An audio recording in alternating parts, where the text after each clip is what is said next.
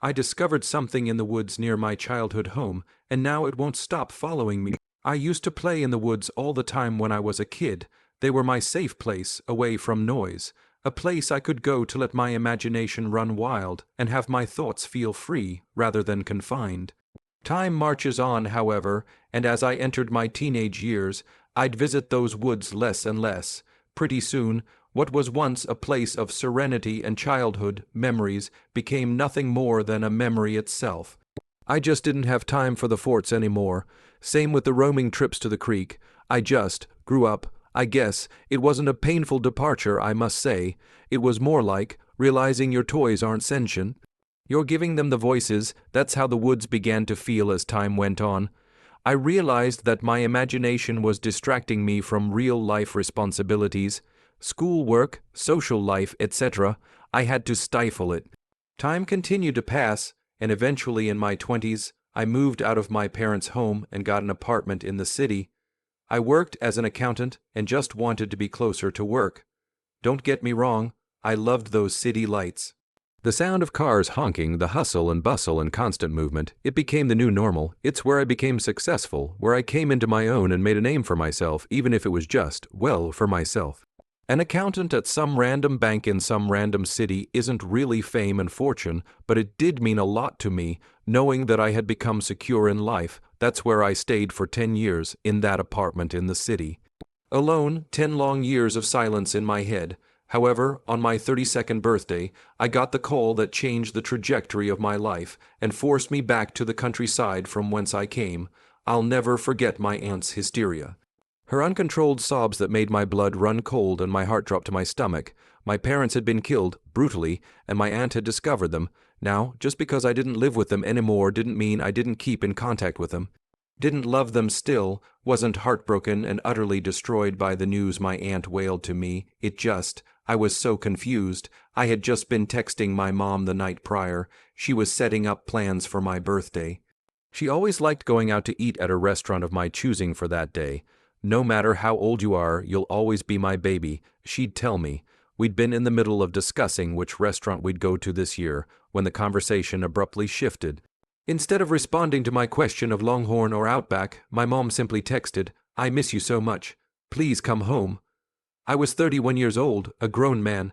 My mom had come to terms with me leaving 10 years ago when I first stepped out of her house. As a matter of fact, she welcomed it.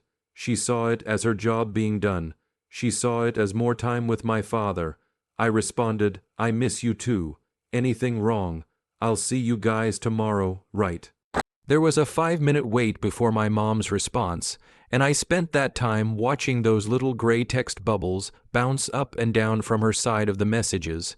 When she finally responded, it was 2 words.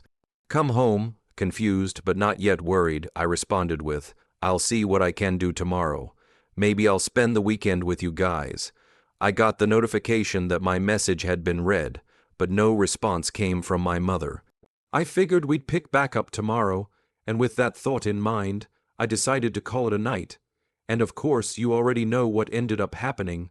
Apparently, my aunt had discovered them along the tree line. Just lying there, mangled and bloody as flies circled their corpses. At least, that's what I imagined was happening. My aunt was too broken up to go into detail farther than they were dead in the woods. Of course, this called for a trip back home. A long drive back to the countryside of Georgia. The deep countryside of Georgia, near the Blue Ridge Mountains.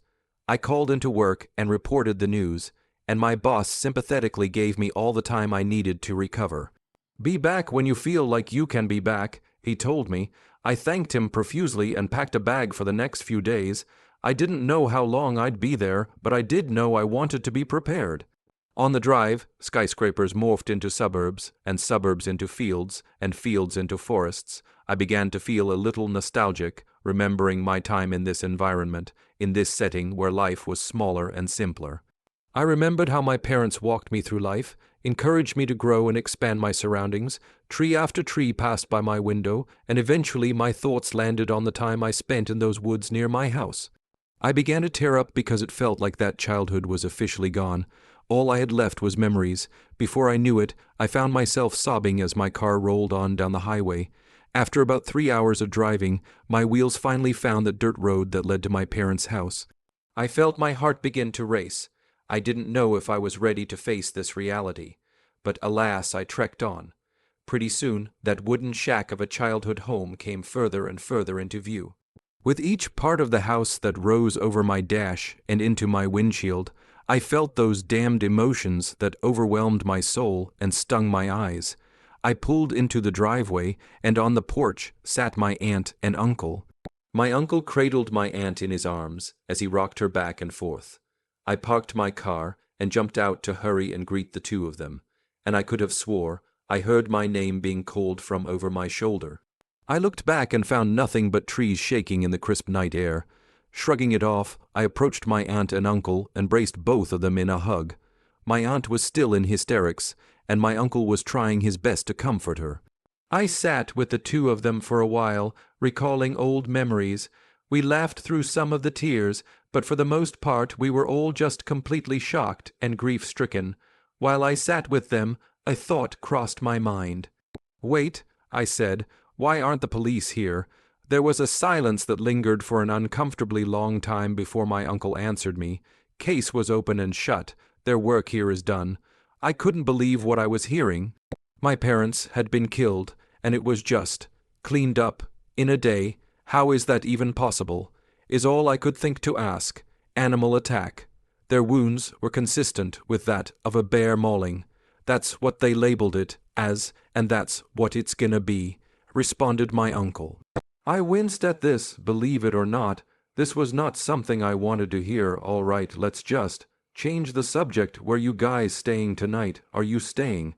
Dabbing her eyes with a handkerchief, my aunt responded with a groggy, "We got a hotel near town. We'll be there through the funeral. What about you?" I thought for a moment. I knew where I wanted to stay, but I didn't know if it was appropriate. Furthermore, I didn't know how these two would take it. I was thinking to stay here tonight, just one last time. I think I need to. To my surprise, they didn't argue. They accepted, endeared even. We chatted for a bit longer before saying our goodbyes. I watched as they got into their car, waving at me sympathetically before backing out of the dirt driveway. Their taillights faded down the dirt road, and before long I found myself alone once more. The night air kissed my face, and after a few moments to myself on the front porch, I decided to go inside. The house felt empty. It was fully furnished, but it was just not full. There was an absence that I could feel in my soul. I walked around for a bit, high on nostalgia as I went room to room. Seeing my parents' room hurt the most, and I was only able to look at it for a few moments before my grief made me close the door. The part that stuck with me the most, however, was my childhood bedroom. It had been untouched, right down to the dirty clothes on the floor and the sheets that hung freely off the bed. With a sigh, I fell backwards onto my mattress, and the springs groaned and creaked with the force of my impact. I lay there, curled up in a ball and hugging my blanket tightly. My thoughts were beginning to run together, and I could feel my eyes getting heavier and heavier as I inched closer to sleep. However, before that sleep could arrive, I heard tapping on my window. A quick, tight pap, pap, pap that forced my eyes open and made me aware. Usually, this would be the part in the movie where the knocking abruptly stops. However, in my case, it became quicker, wilder. More forceful. I'm not ashamed to admit I was terrified, almost too terrified to move. At first, I opted to shout out, "Whoever's out there, just know I'm armed. Get off my property or I will shoot you." What responded was a child. I see, Yahoo! It dragged out. With that, I was out of bed and at my window. I peeked out through the curtain, and all I saw was a little boy running into the woods. I couldn't just let him do that, not after what happened to my parents. Grabbing a flashlight and slipping my shoes on, I rushed out the front door to stop the boy. I reached the tree line and stopped. Something told me not to go any further. Something told me that I was making a mistake. But the voice that came from the forest clouded my judgment. "Come play with me again, Donovan." It beckoned. I knew I'd heard my name being called earlier. I knew I wasn't crazy. Against all of my better judgment, I continued into the woods. As I walked, I could hear footsteps that were my own, the crunching of leaves just out of my line of sight. I walked further and further, and as I walked, I stumbled upon something, one of my old forts. One of the last ones I made before I stopped playing in the woods. Inside was me, as a boy, smiling up at me now, His teeth were sharp and flesh was wedged between them. His nails were like talons and had been covered in dirt and blood. And his eyes, oh my God, his eyes, they were a deep crimson, so deep that they'd have looked black had it not been for the moonlight. Your who-om, it clapped. I stood in place, absolutely petrified. I knew you'd be back. I knew I'd get you back. It hissed this erratically, as though it were barely able to contain its excitement. The thing began to stand, and finally my body reacted. I ran as fast as my legs would carry me, ducking and dodging branches and roots. To my absolute horror, the thing was keeping my exact pace. It ran beside me, staring at me with its dark eyes and unwavering smile. This spiked my adrenaline, and I don't think I've ever ran faster in my life. Not even in varsity track for high school. I was booking it. The porch lights from my house came into view, and as soon as I reached those front steps, I practically jumped over them to get inside. Retrieving my car keys, I was back in my car and already peeling out of the driveway before even realizing what was happening. I must have been halfway down the dirt road, en route back to the city before I began to breathe again. Regaining my composure, my hands gripped tightly around the wheel as I drove on through the darkness. I was prepared to never return to that house again, prepared to drive back and forth for the funeral. Whatever it took, however, that tiny little bit of comfort I had in knowing I'd escaped was completely dashed when I heard a voice from my backseat. Where are we going? I looked in my rear-view mirror, and there he was again, sitting with his hands in his laps and a blank expression pasted to his face. I almost crashed attempting to pull the car over in my frenzied state, yet, once I did, I found that my car was empty. I thought that I was losing my mind. After checking the car like a power-hungry police officer, I finally found it within myself to begin driving again. I made it all the way back to the city without incident. My apartment, though, that's another story entirely. I don't know how he got there. I don't know how he followed me, but he was there. He wouldn't leave. I found him standing still as a statue in my bedroom, staring out the window with his hands behind his back. Once he detected my presence, his head turned a full 180 degrees to face me. "Do you want to play now?" it asked. I slammed the bedroom door and backed away slowly. I could hear footsteps approaching from the other side, but they stopped just before they reached the door. Ever so cautiously, I pushed the door back open. My room was empty just like the car. Sleep wasn't an option that night. Instead, I chose to stay on my balcony, too afraid to admit that I had actually lost my mind. The next day, my phone began blowing up with calls from my aunt and uncle. They wanted to know where I was. I lied and told them that staying in the house was too painful and that I had decided to return to my apartment. I assured them that I'd be at the funeral and told them that if they needed anything, I'd be there. That entire day that boy plagued my mind. He wouldn't stop showing up, in the bathroom, in the kitchen. Hell, he'd even managed to follow me to the grocery store. I was the only one that could see him. Blood still dripping from his mouth and hands, and I was the only one who seemed to notice. At the funeral, he sat beside me during the service, begging me to play the entire time. He screamed at me, taunted me, berated me with strings of insults.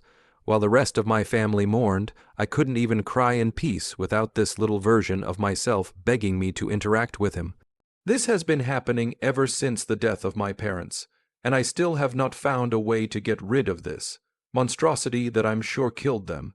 Even now, as I'm writing this, he's leering over my shoulder, whispering in my ear, begging me to go to the woods with him, and I think I'm finally going to.